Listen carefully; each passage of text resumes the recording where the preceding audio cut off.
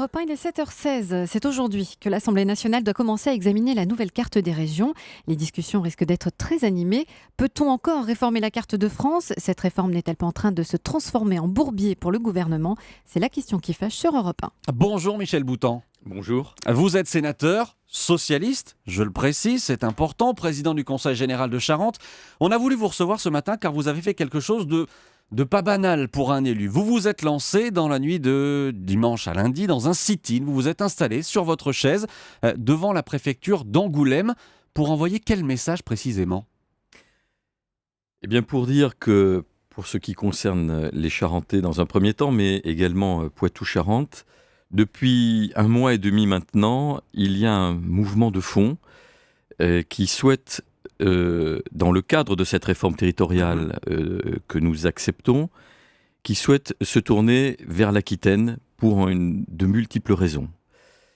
Et L'Aquitaine au lieu de, qu'est-ce qui est prévu aujourd'hui ? alors, aujourd'hui, ce qui est prévu, c'est Poitou-Charentes et Centre. Oui. Mais après, d'autres cas de figure, puisque lorsque le projet de loi est arrivé au Sénat il y a 2 semaines, la région qui était proposée à ce moment-là à notre réflexion comprenait Poitou-Charentes, la région Centre et la région Limousin. Vous avez été ballotté.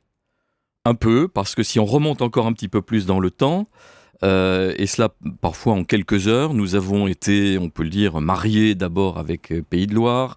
Auparavant, ça avait été Poitou-Charentes et Centre, puis il y a eu ce mariage, ce ménage à 3, Poitou-Charentes, Centre et Limousin, alors qu'avec beaucoup de constance, les Charentais maritimes, les 2 Sévriens du Sud, une bonne partie des Viennois ont toujours souhaité se tourner vers l'Aquitaine. Donc si je résume, vous dites la réforme, ok, la réforme territoriale, Oui. d'accord, mais écoutez les départements et les régions pour savoir à quelle nouvelle région ils veulent être rattachés. Un sénateur qui se lance dans un sit-in, vous n'aviez pas d'autres moyens pour vous faire entendre ?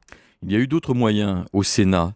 J'ai On rappelle que participé la réforme a été retoquée par le Sénat. personnellement, oui, par une alliance de circonstances qui comprenait à la fois les sénateurs de l'UMP, les sénateurs du RDSE, qui comprend en gros les radicaux, et les sénateurs communistes.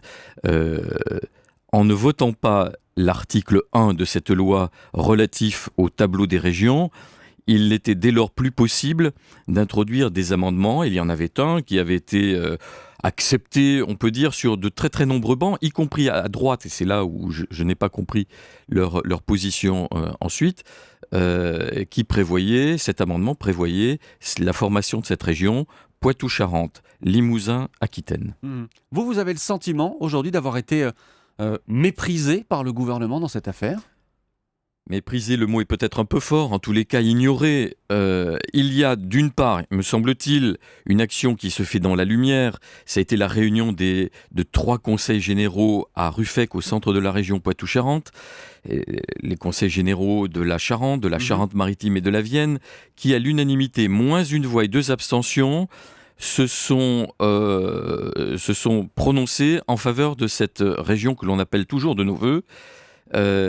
Ensuite, j'ai pris au niveau charentais une initiative qui a été reprise par mon collègue Bussereau en Charente-Maritime, à savoir un modèle de délibération soumis aux communes afin qu'elles engagent une discussion sur cette question et qu'elles prennent une délibération. À l'heure où je vous parle, après 3 semaines, sur les 404 communes du département de la Charente, plus de 250 ont à cette heure délibéré en faveur de ce rattachement à l'Aquitaine et au Limousin. Vous dites, écoutez-nous, le ministre de l'Intérieur, oui, Bernard Cazeneuve, s'est engagé à vous recevoir. Est-ce que si ça se passe mal, vous pourriez vous lancer dans d'autres manifestations, d'autres opérations, autres que ce sit-in que vous avez fait ? Alors, si on respecte quand même l'ordre législatif et l'institution républicaine, d'abord j'ai eu Bernard Cazeneuve au téléphone, avec une promesse à la fois d'ouverture, d'écoute et de coproduction, comme il l'a dit lui-même. Donc je pense que c'est un signe qui est plutôt encourageant. Et nous allons savoir très vite, c'est-à-dire à partir d'aujourd'hui à l'Assemblée nationale, puisque après cet échec au Sénat, ce projet de loi vient en première lecture à l'Assemblée nationale aujourd'hui. Et nous allons savoir si cette volonté de coproduction est effective et si on peut espérer, en tous les cas, dans cette partie du pays, cette partie centre-ouest, sud-ouest, on peut espérer voir naître cette région. Est-ce que cette réforme territoriale, et c'est la question qui fâche ce matin sur Europe 1, est-ce que cette réforme peut se transformer, d'après vous, en nouveau bourbier, en cauchemar pour le gouvernement, avec des élus qui, dans chaque département, dans chaque région, disent « bah non, nous, ça nous va pas, ça nous va pas, ça nous va pas ». Alors ça pourrait être un risque. L'action que j'ai initiée, je l'ai faite avec beaucoup de sérénité et de détermination en même temps. Pour moi, il n'était pas question de casser ou d'engager d'actions violentes comme ça peut être le cas dans certaines régions françaises. Je suis à 100 lieues de ces actions-là. Je suis aussi à 100 lieues des propositions les plus extrémistes qui soient, qui pourraient être inspirées par une forme de recherche d'identité, de régionalisme, voire, poussant un petit peu plus loin, de nationalisme. Je crois qu'on n'aura pas de bonnes solutions. Il faut aujourd'hui, dans l'action qui est devant nous, qu'il y ait une écoute de ces territoires. Et des territoires qui se sont engagés dans la clarté, dans la lumière. Il est difficile d'accepter de nouvelles cartes qui auraient été décidées en conciliabule simplement par quelques-uns. Ce que je demande ici, et il me semble que c'est une valeur portée par la gauche, c'est que la population soit entendue. Écoutez-nous, voilà le message que vous êtes venu faire passer ce matin sur Europe 1. Merci Michel Boutan.